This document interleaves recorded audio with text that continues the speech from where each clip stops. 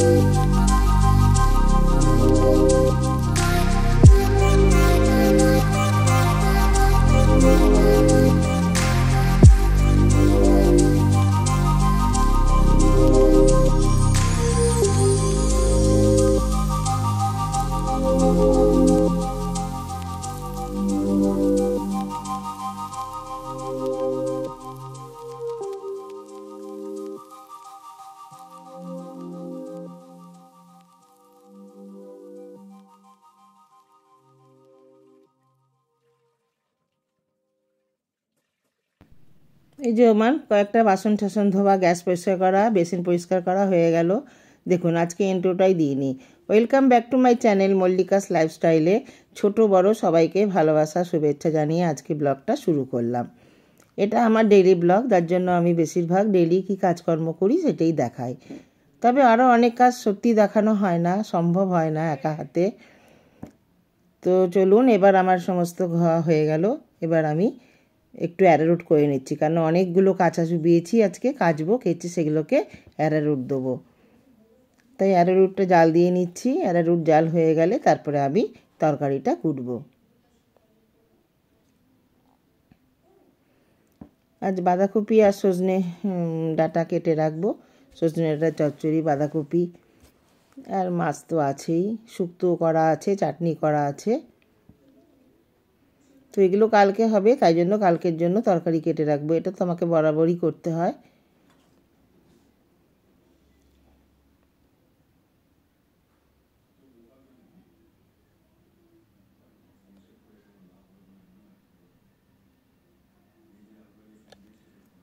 হয়ে গেছে অ্যারারুটটা আমার।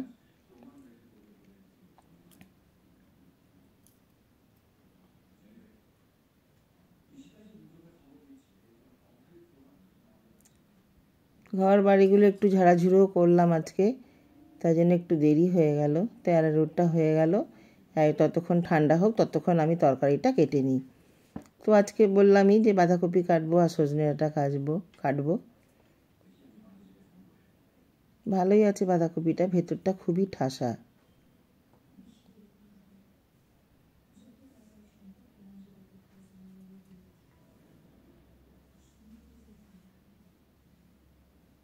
আজ আবার বৃহস্পতিবার আছে, তাড়াতাড়ি কাজকর্ম সেরে ঠাকুরের বাসন মেজে আর ফুল মিষ্টি তো কেনাই আছে, তারপরে পুজো করে নেবো, স্নান করে পুজো করে।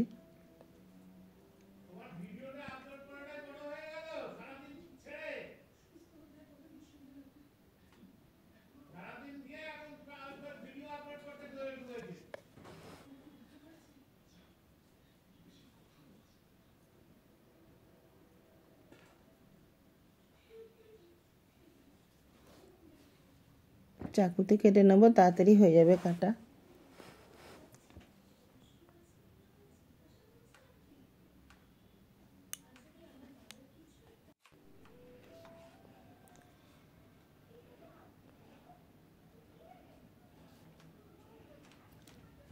বাঁধাকপি সজনে ডাঁটা কেটে তারপরে যাব জামা কাপড় কাচতে, অ্যারারুট দিয়ে তারপরে ঠাকুরের বাসন টাসন মেজে স্নান টান ওগুলো মেলে এসে স্নান করব, তারপরে পুজোয় বসবো। আজকে আমার অনেক দেরি হবে, প্রত্যেক বৃহস্পতিবারই আমার 3টে সাড়ে 3টে বেজে যায়।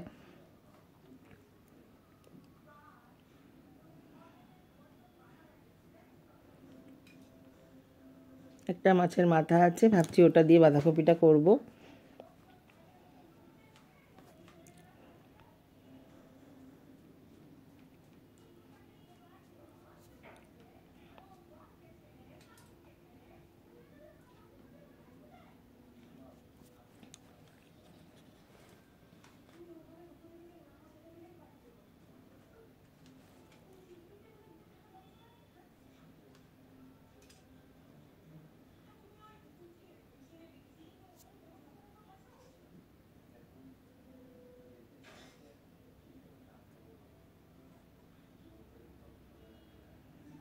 অতগুলো সজনে ডাঁটা করবো না, কয়েকটা রেখে দেবো, একদিন একটু শুক্তোতে দেওয়া যাবে। আর বাদবাকি সজনে ডাঁটা চচ্চড়ি করব।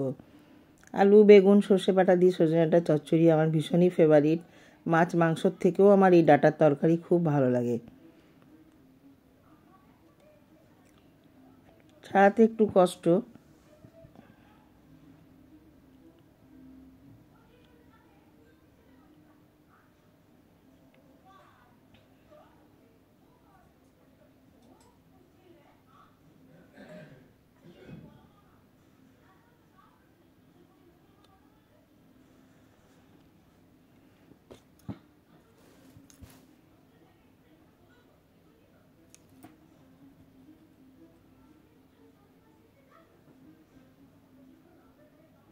প্রচুর রোদ উঠেছে, প্রচুর রোদ। একদিকে ভালো, কাঁচা ধোয়া করলে বেশ তাড়াতাড়ি শুকিয়ে যায়। জিনিসগুলো অ্যারারুট দেবো তো, একটু রোদ থাকলে খুব ভালো হয়। ঠিক আছে,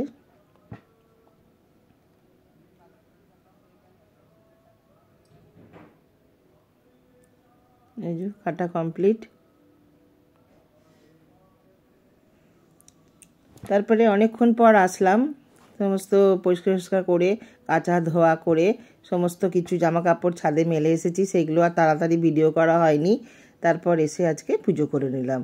আজ তো বৃহস্পতিবার, একটু সময়ই লাগবে পুজো করতে করতে। আমার 3টে বেজে গেছিলো। তারপর খাওয়া দাওয়া করে ছাদে জামা কাপড়গুলো আনতে যাব। এই যে আমার পুজো শেষ হলো, খাওয়া দাওয়া করে চলে আসলাম ছাদে। একটু পরেই আসলাম, এখন 4:30 মতো বাজে। তাও দেখুন ছাদে কত রোদ, সব শুকিয়ে গেছে। 2 ঘন্টাও লাগলো না শুকাতে, সব সুন্দর শুকিয়ে গেছে।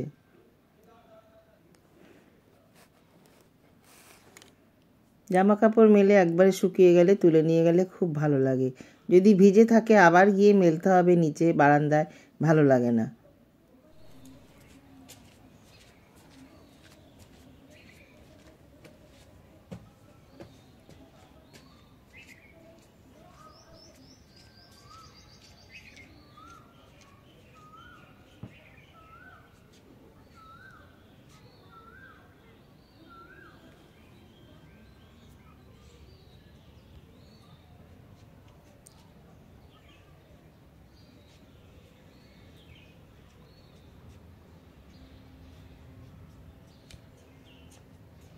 মার দেওয়া তো তারের সঙ্গে লেগে আছে, জামা কাপড়গুলো একটু তুলতেও সময় লাগছে।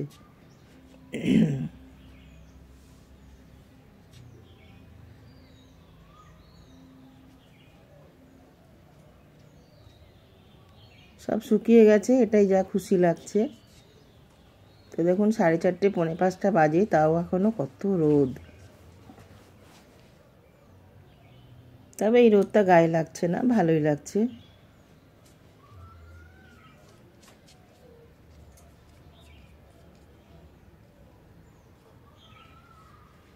তিনতলার ছাদে ওই জন্য বেশি ওঠা হয় না, পায়ে এমনিতেই ব্যথা, খুব প্রয়োজন না পড়লে উঠি না।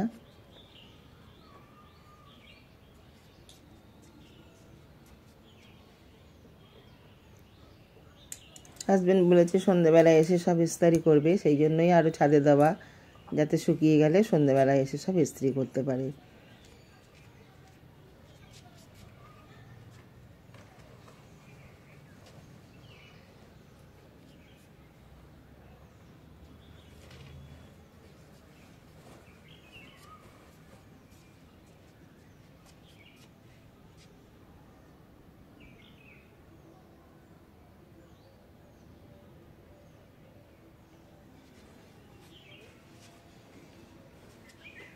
সন্ধ্যেবেলায় একটু বেরোবো, সন্ধে লাগিয়ে কিছু একটু কেনাকাটা আছে।